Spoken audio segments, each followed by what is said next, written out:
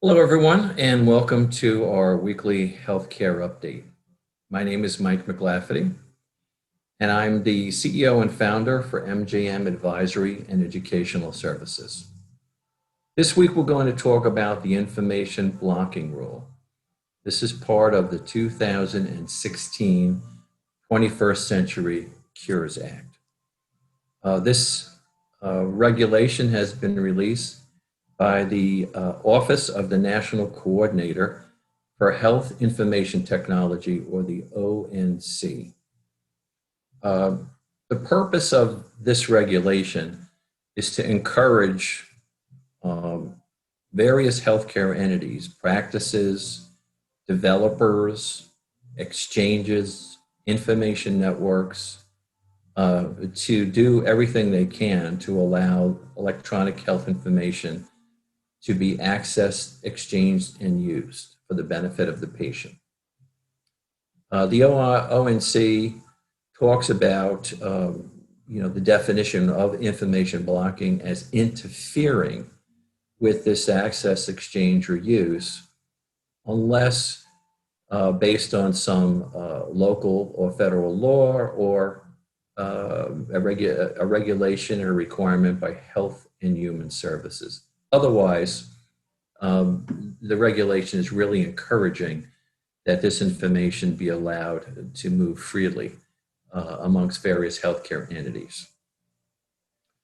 There was some mention in here about specific things about medical groups. One of the things that was highlighted here is that a medical group could find itself as a potential information blocker even though they cause no harm to the patient. The example that's given in the regulation talks about lab tests that, let's say, a practice typically could get to a patient in one day, but for whatever reason takes 3, 4, or 5 days to get the lab test to the patient. Even though there may be no harm, hopefully, involved to the patient because of this, it's still, the practice could still be looked on as an information blocker. Again, this goes to not only the flow of information, but the timely flow of information is being stressed throughout the regulation. The first 2 years of this regulation, which is defined as ending on October 6th, 2022, there are specific elements that have been defined as meeting the definition of electronic health information. Some examples are things like allergies, plan of treatment, immunizations, lab tests, medications, patient demographics, plan of treatment, things like that. So there are very specific elements that are part of the first 2 years. Once you get beyond the first 2 years, the understanding at this point in the regulation is that the requirements for exchange of health information will become much broader than these initial data elements. There are some specific elements here of information, health information, that are considered not part of electronic health information for purposes of information blocking. First is psychotherapy notes. Second has to do with information that's compiled for civil, criminal, or some administrative action. A third has to do with de-identified health information. So those 3 categories of health information for the purposes of the information blocking rule are not considered electronic health information. And then to just go on for a couple more examples of when a group would be considered an information blocker, any action that they're taking that is going to discourage, again, access, exchange, or use of electronic health information. It's something typically that the medical group would be aware of that they're doing. And the fact that they are restricting access, let's say, is not required by law, just something that they themselves are doing. The ONC, their examples go beyond just medical groups. They talk about just general interoperability of health IT. So this would be more of an issue for healthcare developers, for example.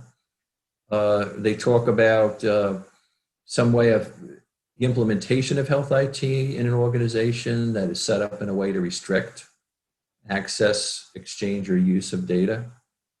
Maybe there's some specifics in the contracts or licenses of an organization that encourages restriction on the flow of the electronic health information.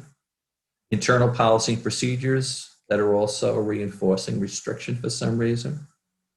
And one of the last examples they give, which is interesting, is they specifically talk about health systems who are insisting that their local physicians adopt their EHR platform. They give that as an example of information blocking.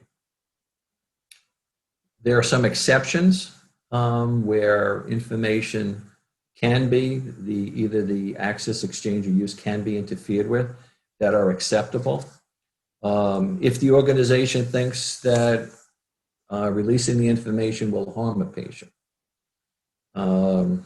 Another example would be if state or federal law prohibits the organization from releasing the information. Maybe there's some concern about the information being secure. So a lack of security for that information would be a potential exception to the rule. There could be some infeasibility issue where the organization is in a situation where public health emergency, some sort of a natural disaster, where they just can't get the information out. In that case, though, they are expected to, within 10 days, to at least respond in writing to the requester as to why they can't get that information. Again, this goes back to stressing timeliness of getting the data out. Some sort of a health IT performance issue that's preventing the data from getting out. Could be some issue regarding pricing. In this case, as long as the pricing is reasonable and does not discriminate against the various different entities. So whatever your pricing policy is, it's got to be consistent across the board. Some requests about formatting or structure that the organization can't meet. And lastly, if the organization is getting a request for licensing of the information and they can't agree on a licensing fee, that also could be an exception to the rule. One other important point that came up here in the regulation on the patient side has to do with third-party applications. The regulation is very specific in that patients will have the ability to direct their electronic health information to third-party applications that they designate, they being the patient. It is suggested that patients are advised that some of these third-party applications may not be a secure platform as they think they are. However, if a patient says they want to have their information directed to a specific third-party application, that is allowed under the regulation. And the last section here is on penalties. The main penalty area with dollars associated right now has to do with health IT developers and health information networks. It's pretty substantial. The violation, each violation could have a penalty as high as $1 million per violation. As far as healthcare providers go, right now the regulation talks about referring them to either the Centers for Medicare and Medicaid or the Office of Civil Rights for potential penalties. There's also an indication here that the Office of Inspector General, the OIG, will be coming out with more detailed information on penalties for healthcare providers in the future. Again, the intent here for this regulation is to allow for easy access, exchange, and use of electronic health information, and definitely in a timely fashion as possible. Thank you very much for listening to our weekly healthcare update. We hope to see you next week. Take care.